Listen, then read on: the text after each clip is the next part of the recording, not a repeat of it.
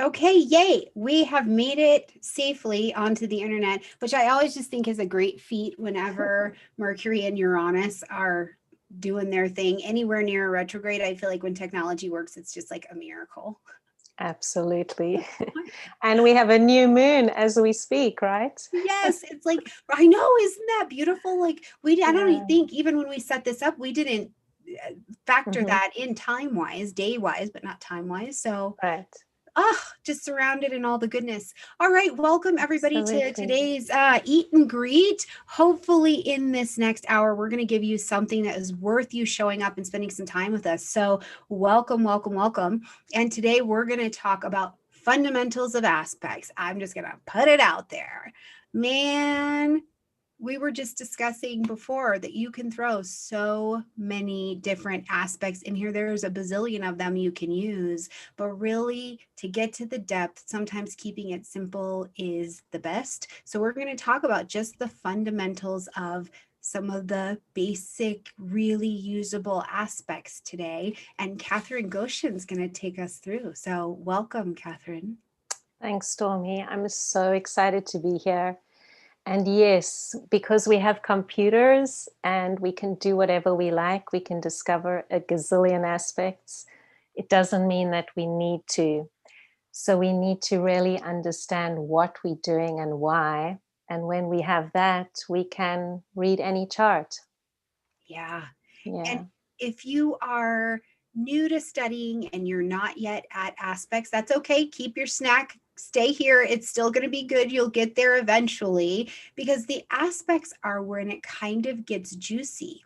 This is Mm-hmm. the conversation of the chart. What are these two planets, these two energies that live within you? What are they saying to each other? How are they trying to work it out so that you can be on your path? So it's really, if you're not here yet, don't worry about it. If you are in here, then you'll, I think, really enjoy this. And if you've been studying for a very long time and you're coming back to simplify or just be exposed to someone else's explanation of aspects, whatever state you're in, we welcome you back or to or around or however you're going to get here. This is so great. Right Yeah. away, somebody in the chat said, "Oh my God, I was just wanting an in depth explanation of aspects." That's so great. Well, by the end of the show, you'll have one.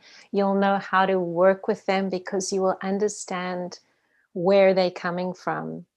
And where I'm coming from is I trained as a modern astrologer originally. And then I went back and I really had to understand everything. So I then studied traditional astrology. And what I try to do always when I teach or in my practice is to combine the wisdom of the old with a very practical way of allowing people who live in today's world to understand astrology and to get a lot out of it, because we have so much psychological depth that's come in the last few hundred years. So how to integrate that into what we've been given from the ancients and then really understand what we're doing. Yeah, brilliant.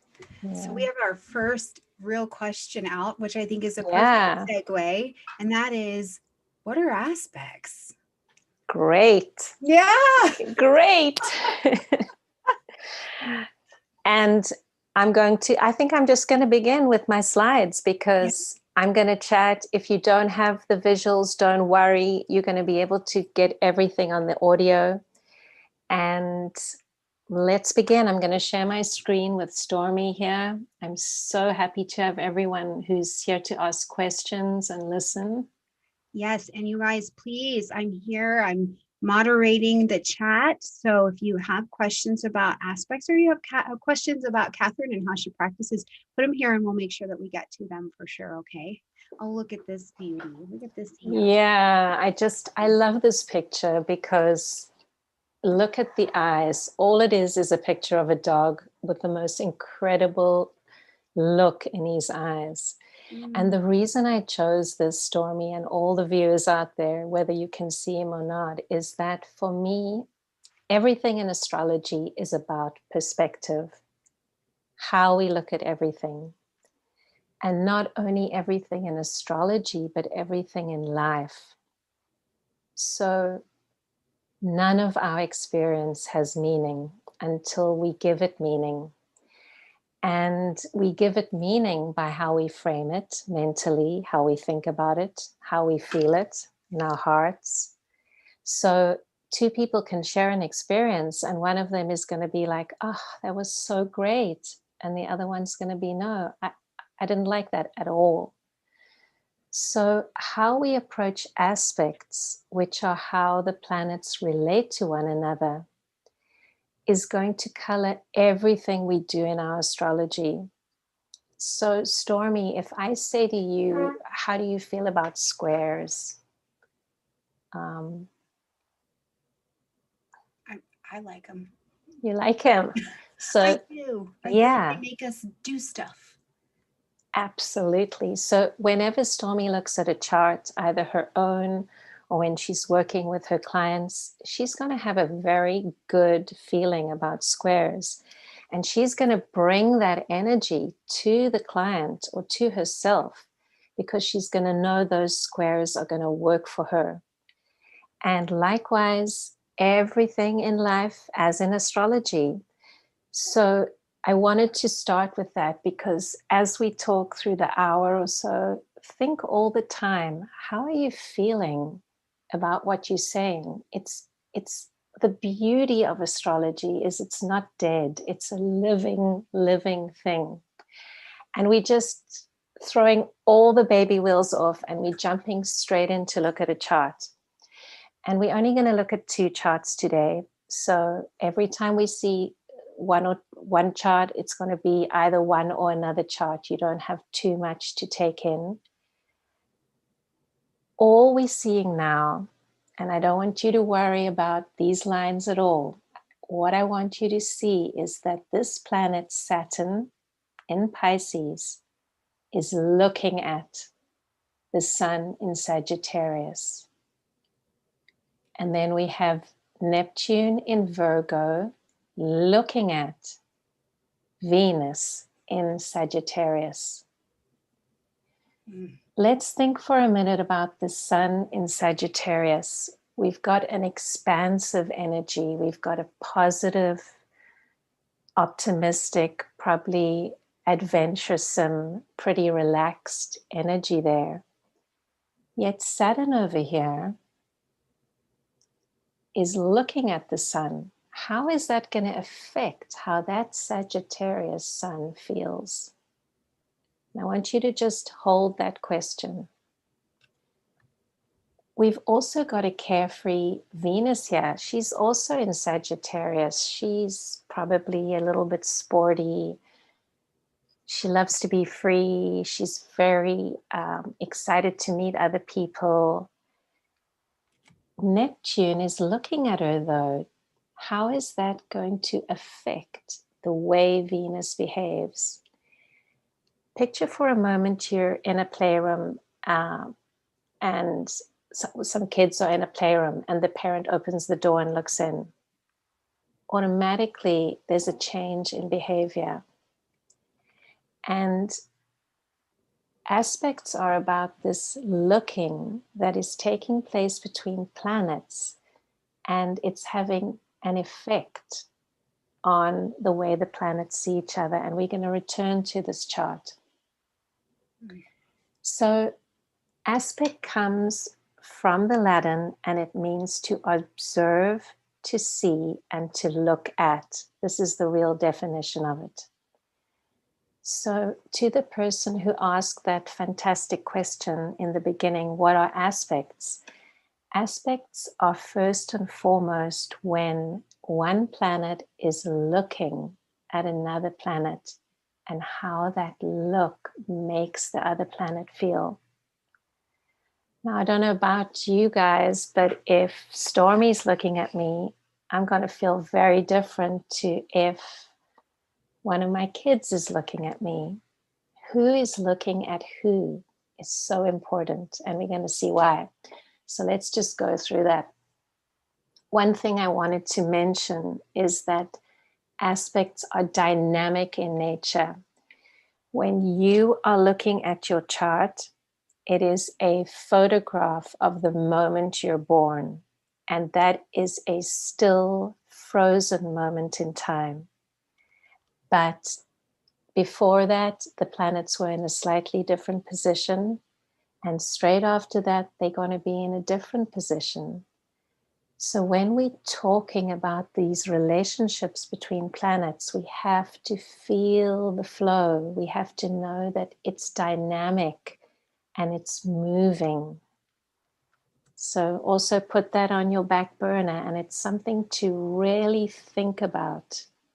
If aspects and the planets are moving all the time, what does that say about our potential as people to evolve? Any questions? Not quite yet. Okay, so who is looking at you is more important than how they look at you. So in order to understand aspects, we need to know our planets very deeply and very richly, because above everything else, astrology is about planets. And I think this is where many beginners go wrong. They get hung up on signs. They get hung up on other things. First, if you're beginning and you want to go deeper into astrology, focus on understanding your planets. If you know their archetypes, you can understand everything else about astrology. You need to know what signs planets rule, where they're comfortable being, how they can express their primary nature. You know, some planets are happy in certain signs, not happy in the sense that we think of it, but happy in expressing their own nature. And we need to know that. And that's not the topic of this talk, but it's an encouragement to focus on where planets express themselves. We need to know where they're exalted, where they're unable to express themselves, their speed, how they're moving through the sky. All these things give us a very deep understanding of the basics of astrology, which we can then apply to aspects. This is the second chart we're going to look at today. And it's of a lady. And the first thing I want you to notice is that she has Jupiter and Pluto blended together here. Note the words I'm using, blended. They're close together in the zodiac, and they're forming a blended grouping. And that powerhouse, think of that powerhouse. You've got a powerful Pluto and an expansive Jupiter. And together they're looking at the sun, who's blended with Saturn. So we have a sun in Scorpio, and it's standing right next to Saturn in Scorpio. Now, Sun in Scorpio on its own is very intense, very wanting to get to the heart of things, very deep, and there's always an underlying seriousness to that person's core energy. When Saturn in Scorpio blends with that sun's energy, that's probably going to intensify that sun even more. And then we've got this powerhouse, Jupiter-Pluto, looking at the sun. That's all we need to think about for now, and we need to take that in, because when we go after the show, look at our own charts, we're going to start to see, oh yeah, this planet is looking at that planet. How is it going to affect its nature? So traditionally, when we go back to when aspects were developed, it was said that in order for planets to see each other, they needed to have something in common. And aspects are based on the principle that planets in the same modality, which is whether they are cardinal, fixed, or mutable, or planets in the same element, whether they are fire, earth, air, or water, are able to see each other or to cast light on each other. And I love this because this is not literal light. This is the light of consciousness. And what the ancients were saying, ancient Greek astrologers, they were saying that each planet has a certain aura around it. And, you know, the Greeks believed that we saw things because we were emitting rays from our eyes. And these planets are able to see other planets who are in these fundamental relationships with them. They have something in common with them. But I like to think of it, and I would love your viewers to think about it as the light of consciousness. How conscious are the planets? How far can they emit their energy? And how conscious are we of their perception? Because in a way, we're talking about something very deep here. Like when someone comes into a room and you just feel them, and they might be standing on the other side of the room, and there's this energy field coming from them, and you have your energy going toward them. You cannot see it with your literal eyes, but you can really feel it. So we'll just go through this, and don't be confused by any words if you don't know them. It's all very basic. We've either got the planets in the same mode, cardinal, fixed, or mutable, or the four elements. And let's just take a quick visual. All I wanted to show you in these wheels is that if planets are all in cardinal signs, like Aries, Cancer, Libra, and Capricorn, the only relationship these guys can have with each other are a square or opposition, which means they can only be 180 degrees or so apart, or 90 degrees. Look at the fixed signs, Taurus, Leo, Scorpio, and Aquarius. They can only be in opposition to each other or in a square. Same with Gemini, Virgo, Sagittarius, and Pisces.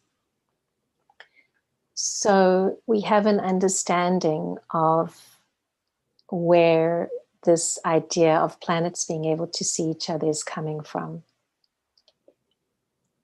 We're going to look a little closely at the first aspect now, called the square, which is planets in 90 degrees to each other. And when you see it symbolized in an aspect grid, which is what is printed out in your chart at the bottom, which shows you what aspects are, you will see a square. It's literally shown as a square. And squares are planets that are glancing at each other at right angles.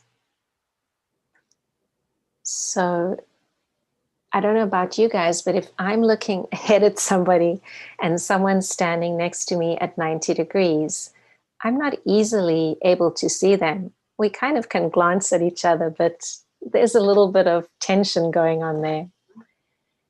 So there's always going to be some kind of friction between the two planets that are square to each other.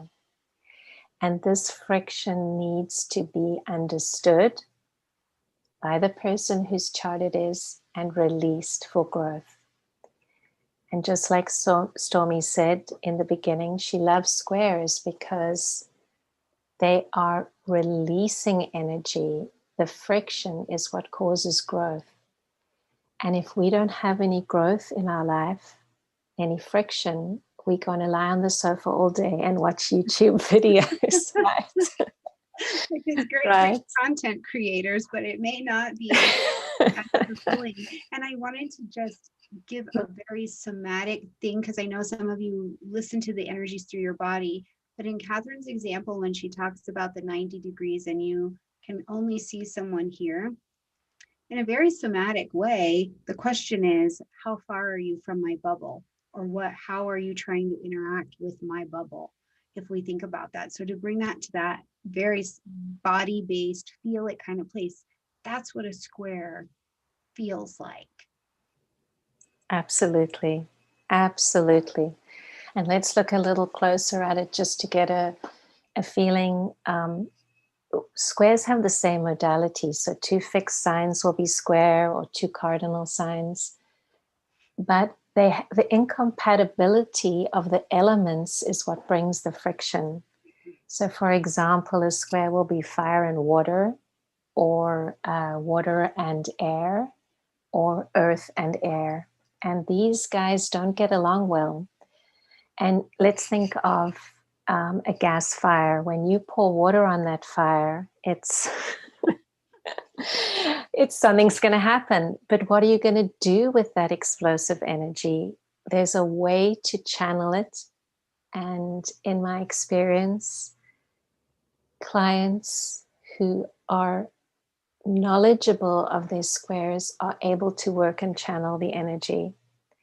And they can use that friction to achieve great things in their life. So, yeah, like every Marvel movie ever where the two energies have to come together. I always think of Captain Planet also. Do you guys remember Captain Planet? Like, our powers combined. I think about that. Like, that's how they come together, and they have to kind of figure out how to work it out, because something needs to be done. So we're going to have to figure out how to get this going. Absolutely. And a little technical, helpful technical tip, which I find, is that the faster moving planet is always going to receive the aspect from the slower moving planet. And so when we started off, we looked at a chart, we saw that Saturn was looking at the sun and Neptune was looking at Venus. That's because Saturn and Neptune are moving slower in the sky than the sun and Venus. And you can go anywhere to any basic book and look up the Chaldean order, which is the order of the planets, and it will help you to understand who is looking at who, because it seems to me that the slower moving planet is having this effect on the faster moving planet. Mm-hmm. So squares act as catalysts for the formation of our personalities. And I want to discuss this briefly, just giving one example from each of the modalities. But to me, this is fundamental to understanding squares. Let's just look at this angular houses. Think about this. We know our first house is our ascendant, our personality. Our 4th house is, and our 10th house are often the parents. So think about that. Our personality is formed by being in a square relationship to that of our parents. We need that friction in order to grow. And that tells me everything I need to know about squares. And when I see charts with a lot of squares in those houses, I know that people are going to have status or identity concerns. And all of us have that to some or a greater or lesser degree. One example from the succedent houses, which are these houses 2, 5, 8, and 11. Let's just think about that. Let's see your money, 2nd house, your resources, your self-worth is in a direct square to that of your children and your creativity. How much of your money do you spend on your own creativity, on your children? How much do you keep for yourself? You have to figure out that square. So we'll return to this, but these are very important things to think about in your own time. And the chart is layer upon layer upon layer of meaning. And the third house, the cadent houses 3, 6, 9, and 12. Let's give an example. The 9th house of religion is in a square relationship to the 12th house of spirit, or deep, deep, unconventional, more subconscious, spiritual feelings. We have to figure that out. How much organized religion, how much of our own stuff. So, I really challenge people to think about these things and to understand squares on so many levels. So if we get back to that first chart we looked at, we see now that we're looking at those money and love concerns because we've got planets in the 2nd, 8th, and 11th houses. And we see that Saturn is looking at the sun, and Saturn is in the 2nd house of self-worth. So that person may have some really serious self-worth concerns. And it seems to me that no matter how much the sun receives accolades or money from work, 11th house, or prizes or awards, there's always going to be something that is a little restrained and constrained about them. And that could stem from the father, because Saturn so often represents the father in the early life. And we also see that no matter how beautiful this Venus feels here, she's in the 11th house of love received, of friendship. She's still being looked at by Neptune, and there's some friction here because of the square. And that Neptune might bring confusion about how lovable is she. It also might make her art creative, artistic. There's a spiritual side to Neptune. So many, many layers. But immediately we feel those tensions, and we feel that they are going to spur that person toward self-growth and understanding. And do you find, Catherine, Yeah. with your practice, just I guess in practice of living and working with clients, I find that it's almost the truth of the pattern in their living everyday life of how that square shows up, that it's happened over and over and over again, which is good news, because then when we can see where the distortion is at, that's how you can take action to work on that square. Absolutely. I think by knowing, first of all, the planet, so in this instance, it would be Venus, how she relates to others, and then knowing the house in the 11th house. So, she feels that she needs to receive love, but with the Neptune in the 8th, there's going to always be that confusion or that second guessing. And once she starts to realize that Neptune can be transformed into self-love. And yes, I've seen the pattern, and can I accept this, and can I grow? And all of it is about realizing that really it's up to us.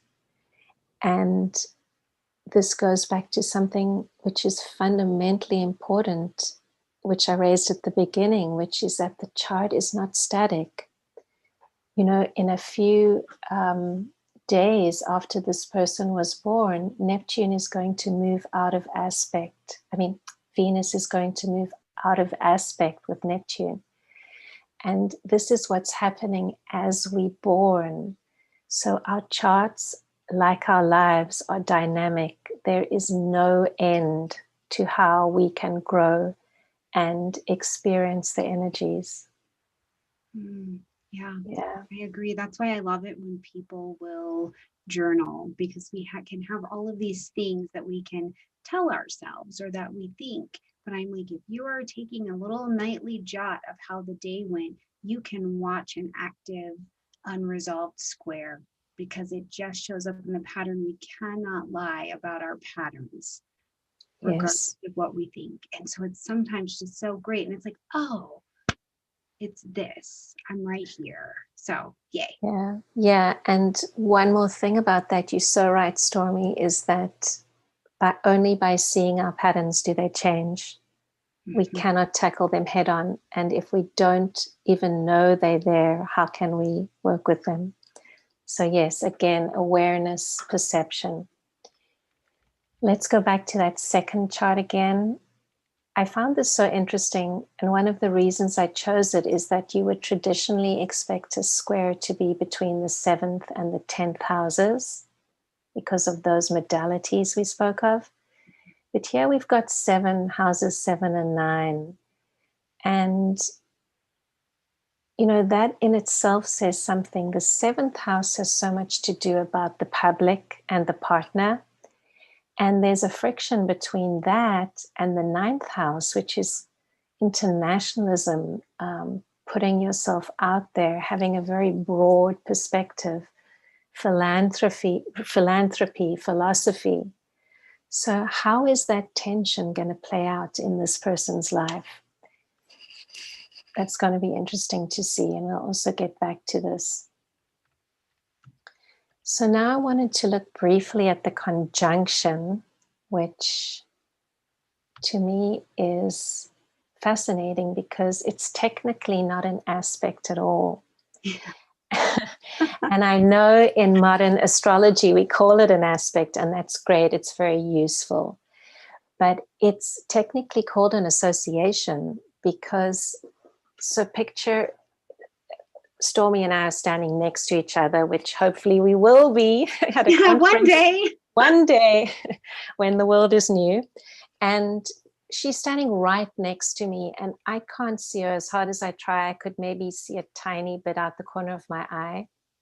So I cannot see her. However, I can really sense her.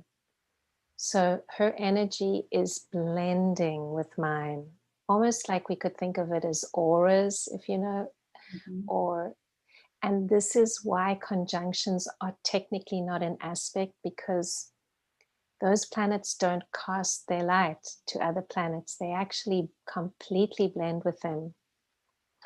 And that's why conjunctions offer an intense focus to the house that we find them in a chart, and in other words, to that area of life. And once again, you'll hear me saying this again today, is that each aspect or association in the chart has to be looked at individually. It depends on which planets are conjunct to which other planets. You cannot have a conjunction between the moon and Venus feeling the same as a conjunction between Uranus and Venus. Just two different things. Mm-hmm. So don't get a shock now. All I've done here is I've put up the same chart that we were looking at, and I've added a whole lot of conjunctions. And this chart is very special because look how everything is here, right? Everything is on one side of the chart. This lady has Neptune blending with Mars, and Mars rules her second house of self-worth. So she also is going to have some insecurities about how she feels about herself. At the same time, she's going to be very charismatic because that's what happens when Neptune blends with Mars in the beautiful sign of Libra. Then we've got Mercury in Scorpio conjunct or next to the moon in Scorpio. Now, the moon in Scorpio is usually going to point to a difficult early life, some kind of rejection, and not always, but often. And it's a very sensitive and intense moon sign. And we've got Mercury blended right with it. So those two are going to form a formidable intensity of single pointed purpose. Feeling and mindset are going to work as one to get to the bottom of things. We've spoken about that Saturn with the Sun, huge dose of Scorpio. And then we've got Venus here, again in this joyful Sagittarius, hugging the midheaven. Now, when Venus is conjunct or blending with the midheaven, this is going to be a blessing because this woman's career will be invigorated by everything that is Venusian. Look at this chart. Basically, no oppositions anywhere to be seen. I have left out a few things because I wanted to keep it simple, but there are no oppositions in this chart. Yeah, and sometimes the lack of it tells you so much. What's not being said? This is one of those cases that says a lot. Absolutely. Yeah. Absolutely. Let's move on to the conjunction, to the opposition, which is fundamental. Of all the aspects, this is really one which can drive or propel development in the chart. And it looks like this on your aspect grid. It's two circles that are separated by a small little line. And planets are at 180 degrees to each other, and they're in an open dialogue with each other. I clearly see you, and I have some thoughts about that. Absolutely. Right? Absolutely. And of course, the degree of tension depends on who is looking at who and in what condition they're in. If you've got a beautiful moon looking at a very happy Jupiter, it's going to feel oh so different to if you've got an angry Mars looking at the moon. So it all depends on the condition of those planets. That's why it's really not a good idea to look up aspects on the internet. For example, Saturn square the sun. You're going to find a very generic definition, and it won't take into account which sign your Saturn is in and your sun and how it's working in your whole chart. So don't believe everything you read. Mm-hmm. And what I find so fascinating about oppositions, and which I think many of us tend to forget, is that they share a modality and they have compatible elements, which means there's a lot going for them to learn how to work together. Mm-hmm. We could see an example here. Taurus is in opposition to Scorpio. So earth and water, they love each other. Pour water on your plant, it grows. Mm-hmm. And they're both in fixed signs. Yeah. So where does the tension come in the opposition? It's going to come from that polarity that you're seeing in the chart between the two different houses. Mm-hmm. And so in the friendly elements, they're more likely to come to compromise. Yes. It's Yes. Okay. I kind of can get on board with what you're saying. As opposed to, air and earth. Yeah. A different chat. Yeah, a little bit more friction there, and the energy needs to be directed.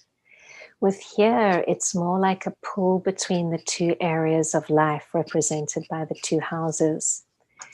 So, we mentioned that this opposition may become the driving focus of this person's life.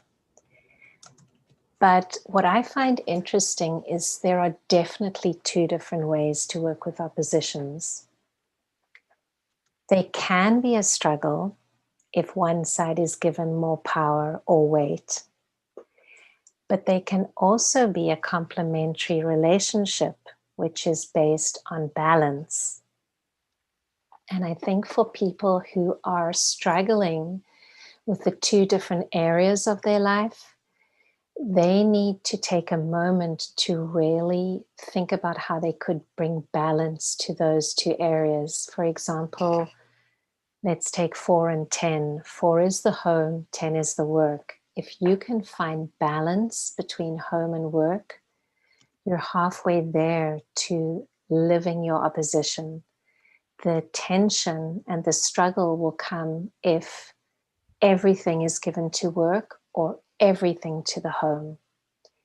So again, just through astrological counseling, being made aware, integration comes through awareness. We just need to understand what we need to work on, and somehow that changes our perception of it. Mm. Yeah. Everybody get an astrology reading is what we're saying. So we can integrate. Yeah, integrate. And they're so helpful if you're in a time of your life where you're struggling with different polarities. And I think many people are going through that now with having to combine home and work due to the virus. And there's a lot of new juggling that has to take place and new boundaries that need to be set. Yeah. Can you make a space where you can work, etc.? So very timely. This is the first chart we looked at, and I wanted to bring it in because there's a lovely opposition here. And the reason I chose this chart is because it's an out of sign opposition. Yeah. So just like everything in astrology, we're now going to turn it on its head and say that there are always going to be exceptions to the rule. So we learned that aspects are always based on signs that share something in common, modality or element. But now it's been proven through observation over the years that aspects can actually take place when planets are in different signs. So I'm looking here at a Jupiter in Aquarius, and it's in an opposition aspect to Pluto in Cancer. So if it was a true opposition, by the definitions we established today, this Jupiter would be in Capricorn. Mm-hmm. However, this brings me to something more, which is that more than these fundamental qualities, aspects are actually geometric relationships between planets based on degrees and on how the circle is divided. So when aspects are out of sign, they have to be very tight.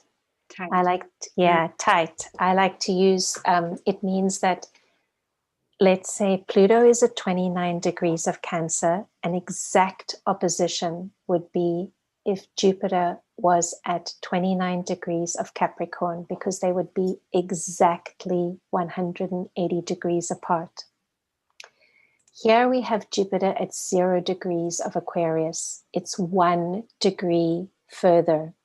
So it's very tight. It's close to the 180 degrees. And this makes the aspect more powerful. And I wanted to point it out here because we've got Jupiter hugging this lady's ascendant.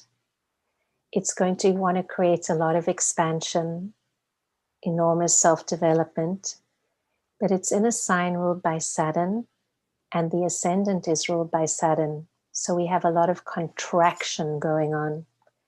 And how is she going to play out this bigger, smaller, bigger, smaller? It's also being looked at by Pluto. which is going to empower not only the formation of the personality, but also her public projection, because Pluto is hugging or conjunct her descendant. And whenever you get an angle, a planet so closely to an angle, it's going to be very, very powerful. Yeah. And they are going to set up this interplay between houses 1 and 7, between the first house, the self, and the 7th house, the partner or the public. So we wonder how this lady will juggle this very strong tension. Will she find the balance? Will she be able to live a full life? Yeah. So you have to compromise somewhere to make it work. Yeah. Mm. And let's actually see whose chart this is.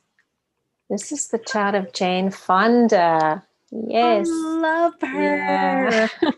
Yeah. She's incredible. And I actually couldn't believe it when I was looking at Wikipedia yesterday. It said that she is currently 82 and she's just finished the 6th season, of Grace and Frankie. Which I love.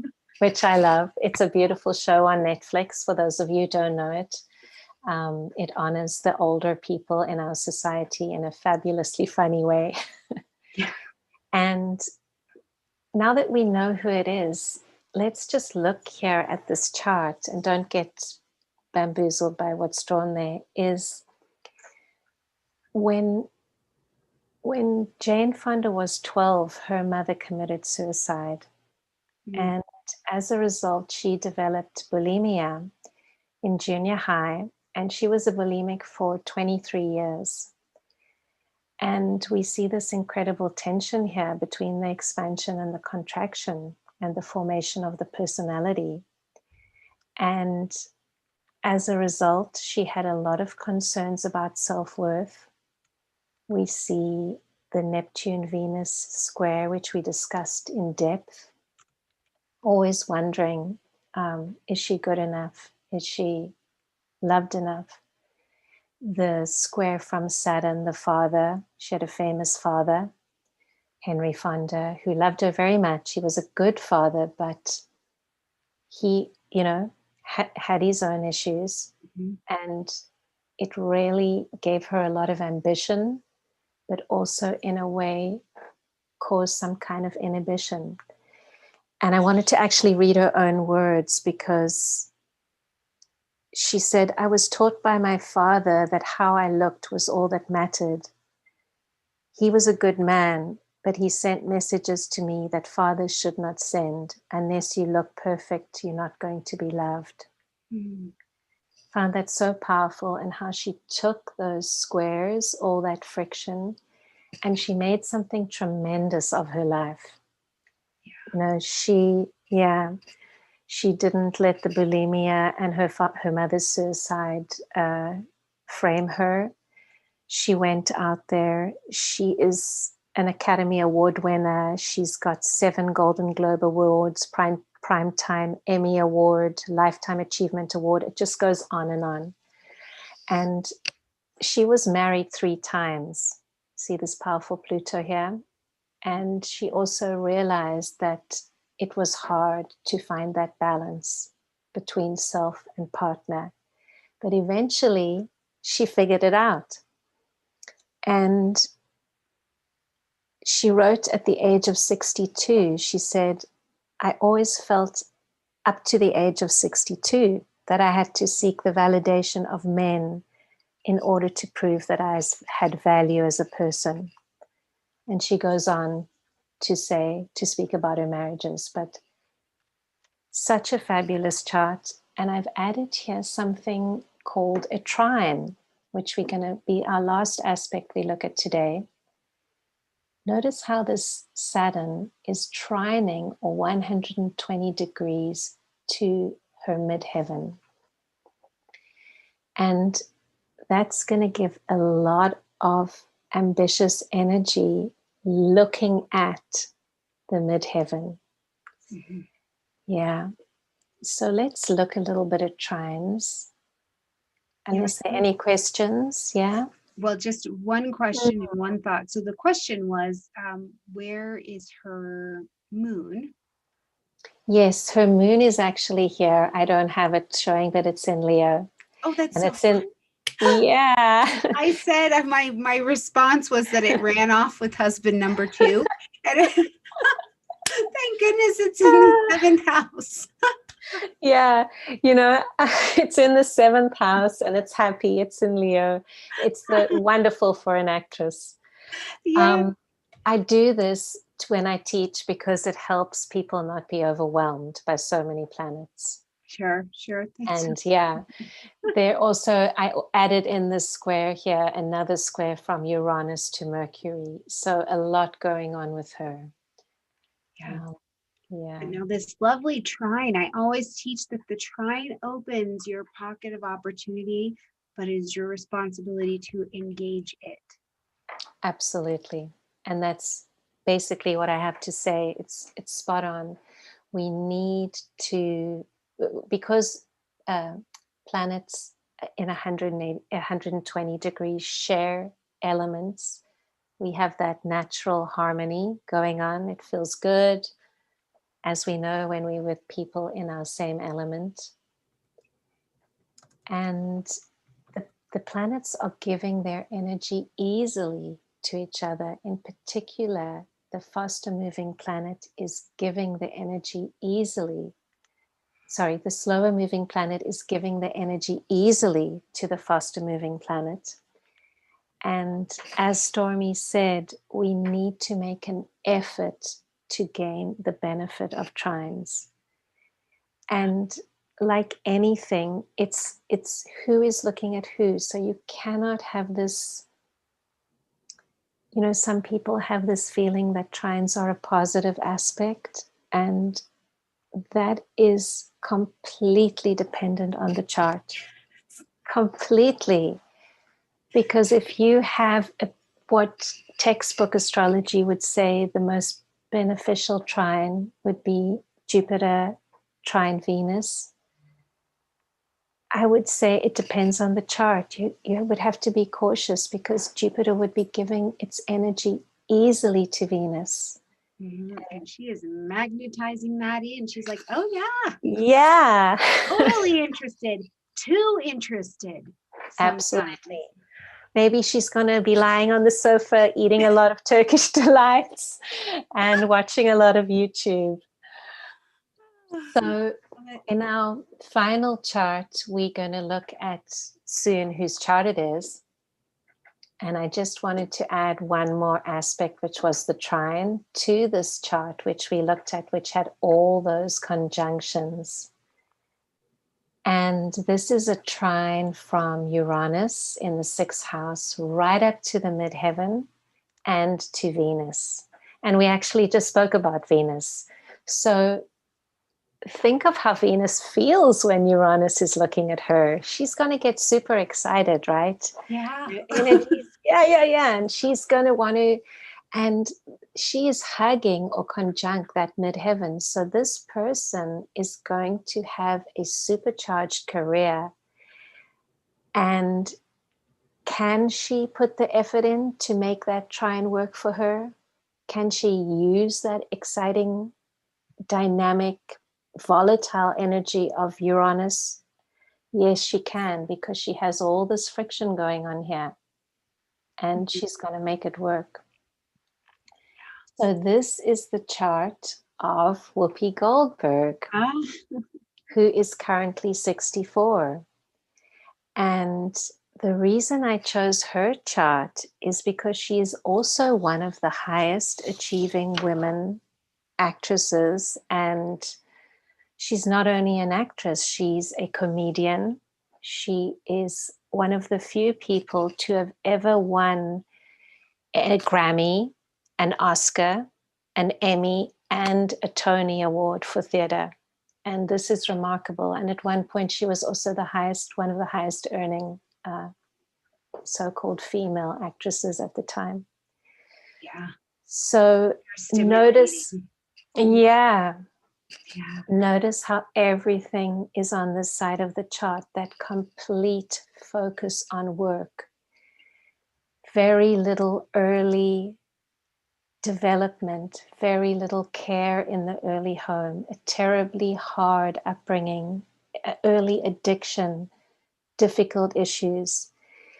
And in her own words, she said, I am where I am because I believe in all possibilities. And I love that, because you see this emphasis in the ninth house on she's someone, she is never going to take someone else's opinion as gospel. She's very strongly opinionated. She's going to work hard and make her own way. And something I found fascinating was another thing she said, which was, for some reason, all artists have self-esteem issues. Yeah. And she really is touching on that Venus Mars here, and sorry, that Neptune Mars here. And all artists have a strong Neptune in their chart. And Neptune can really bring that confusion as to how people feel about themselves. And these kind of people need to be on a process of understanding their own development. Wow. Yeah. What a good chart. I mean, both were great chart examples. And I'm just like so excited about both of them. Yeah, and there's a lot to take in. Maybe people will rewatch that and have a look if you're only listening to the audio. But it's really remarkable how, if we had only had the squares aspect, we would have been able to have a beautiful, meaningful hour consultation with either Whoopi or Jane, and we would have helped them to understand the core issues of what was going on in their lives. Yeah. And that, to me, is the essence, basically, of what we're bringing today, is that you don't want to get bogged down in the details. Leave those for later. It's like the icing on the cake. First, understand your squares, your oppositions, and your conjunctions. And once you have a really good grip on those, then you can bring in the trines and bring in some further aspects. Yeah. So Yeah. a question here, which Yeah. is very cool. How do we work with aspects from transiting planets? Wonderful question. So that is something that you will need to take what you've learned today. And I believe Basil also touched recently on transits. Mm-hmm.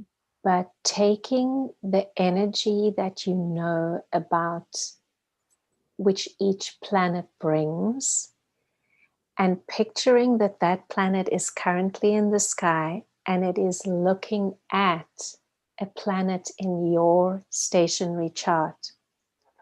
So let's take, for example, if you have the sun in Scorpio, you will soon be receiving a look from transiting Uranus, who is in Taurus and is going to be in opposition to your sun. And we know that why? Because we know about modalities. We know that Scorpio is a fixed sign and Uranus is in Taurus, another fixed sign. Mm-hmm. So you have to think about it. How is the look from Uranus transiting in the sky going to affect my sun? Mm-hmm. And then you have to understand the nature of Uranus, etc. And I would advise, for people who are serious about astrology, that they think about one day buying an ephemeris. Yay. Oh, you have the red one. Yeah. What color is yours? Mine's purple. Love it. So any color will do. It's got tons, but it's got tons and tons of information on where the planets are. And then you need to find someone wise to teach you how to read it. or you could possibly teach yourself. And this is your guide or your Bible to where planets are in the sky right now. And it's a process. And you know, you will learn. You should not settle for one definition that someone else has given you on the internet. You should learn your own chart and then understand your own transits. Just always remembering that aspects are about seeing and looking. I think we're done. Let's just see. Oh, I wanted to just, is there time to finish off a little bit? Yeah. I wanted to say that once again, we need this holistic approach, exactly what we're saying now, that there is no one size fits all for aspects. Always judge who is looking at who. Will that look enhance or dampen the ability of the planet to act? Okay, so when Uranus is looking at your sun, that's going to cause a lot more activity than when, let's say, the moon is looking at your sun for maybe 12 hours, 24 hours. So why I mentioned the speed of planets earlier is that slower moving planets are going to be looking for a longer time. And that duration is going to also affect how you feel. And only after you understand planets, then you can look at the type of aspect. Sure, a square is different to an opposition, but a square is also just half an opposition. So first look at the planets and understand that. Yeah. And yeah, that's really it. Yeah, I know. That's really it. It's just, you know, the tip of the iceberg, but that's just it. Yeah. And I hope that the basic understanding that you've gained today, you can really take anywhere. And I hope that it stimulates you to revisit your planets and to really, understand them archetypally. Yeah. Yeah. Well, anything I feel like that gets us grabbing the chart and starting to engage is just so beautiful. Yeah. For absolutely all of us. So hopefully you guys today, we gave you something that was worth your time showing up and gives you something to grab your chart. And if you are serious about practicing, you definitely want to grab that ephemeris. That is like, that's like the thing. It's like the Bible of astrology. Absolutely. Times. Yeah. And this one is, I'm so grateful I got a new one. The other one is like, hanging sideways and so on and so forth. So grab that if you are serious. But thank you so much, Catherine, for coming over. And people loved your voice. Do you ever watch or have you heard of ASMR on YouTube? Not yet, no. Oh, you'll have to look it up because they were saying that your voice is so soothing that it's like ASMR for astrology, which is a big compliment, by the way. Thank you. Yeah, so check it out and then you'll say, oh gosh, that's so funny. That's what they meant. And thank you for having me. It's been so much fun. I loved thinking about aspects again, and there is always more to learn. There's always, you never stop learning. This is the gift of astrology. It's constantly surprising you and it enriches all of our lives. Yeah. It is an incredibly vast topic. So your ability to get bored in astrology is zero. Really a stretch. Yeah. All right, you guys. Thank you so much for showing up. We will see you next week where we have a busy first 3 days. We've got Shakira Taborn, who will be here on Monday. Nice. Julia will be here on Tuesday. So will cousin Clarissa with the second part of the analysis. So lots and lots going on as we get there. And Melissa LaFara will be here too. So busy next week. I'll put